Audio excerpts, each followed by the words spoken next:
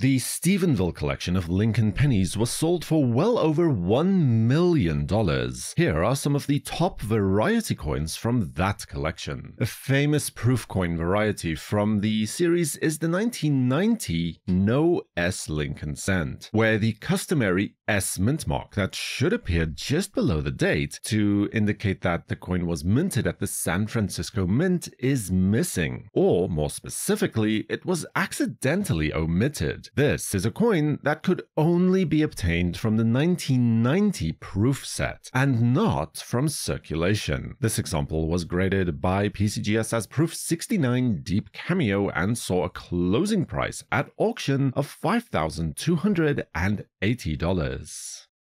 The places of interest on most Lincoln cent variety coins are to be found on the obverse of the coin. This 1983 double die reverse, however, is a notable exception to that generalization. Here, the reverse of the coin is doubled to such dramatic effect that it should be noticeable to the naked eye. Almost everything is doubled, including the motto of E Pluribus Unum, the letters of United States of America, the memorial building, especially the steps to the bottom of the building, and the letters of 1 cent, with the doubling displaying due south in all cases. This example received a grade of MS68 red from PCGS to close at auction for $5,280.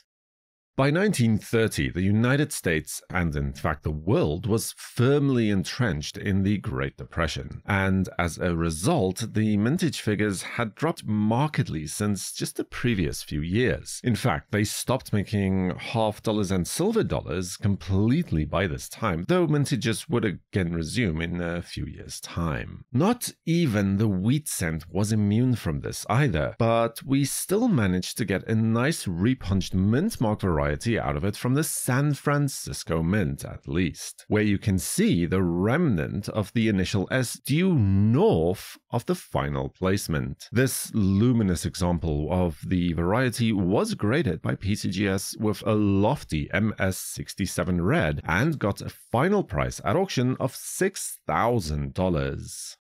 By now, we are probably all familiar with the 1922 No D Lincoln cent, but something that oftentimes gets overlooked when discussing that famous variety is the fact that there is also known varieties where the D mint mark is not erased completely, but is instead barely legible. This is an example of just such a weak D 1922 penny. Not only that, but this is an example that still has original red mint luster intact, making the blurry weak D mint mark even more of an attraction on this coin, which was slabbed by PCGS with a grade of MS64 red and sold at auction for $7,200.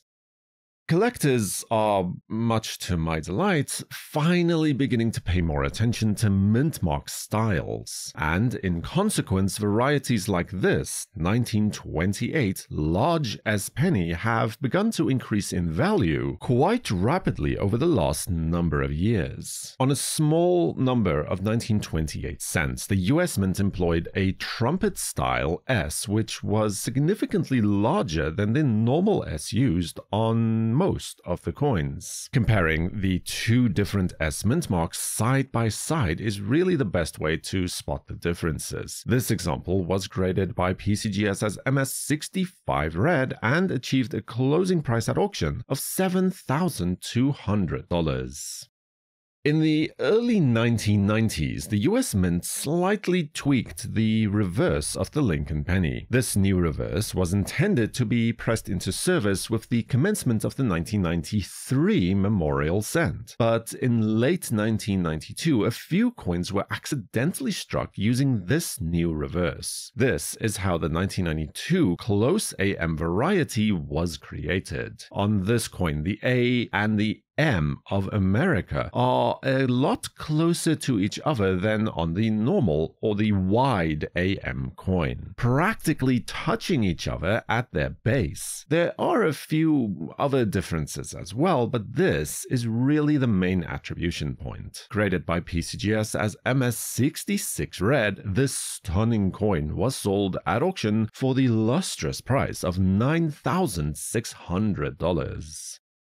In 1943, the US Mint switched the Lincoln cent from its usual copper to a zinc-coated steel penny instead. This was to save precious copper for the war effort in Europe and the Pacific. But in this one-year issue, there were also a number of variety coins that came to be. One of the most prominent, surely, has to be this D over D repunched mint mark coin, where the initial D was struck in far to the southwest of the intended position, almost making the two D mint marks look like two links in a broken chain. This coin was graded as MS67 by PCGS, making it one of the finest known of the type. At auction, it sold for the sum of $12,000. One of the things that makes the Lincoln Cent series so much fun to collect and fascinating to study is the regularity with which variety coins appear. And right from the start, in the coin's very debut year of 1909, we have a beautiful double-die obverse variety in the 1909 VDB penny. On this coin, the date is doubled, with the initial image being clearly seen towards the right of the numbers of the date, with the last three letters of Liberty, in other words the RT and Y, all doubled in the same manner as well. With the coveted grade of MS67 Red, it is hardly a surprise when this coin was sold at auction for $15,600.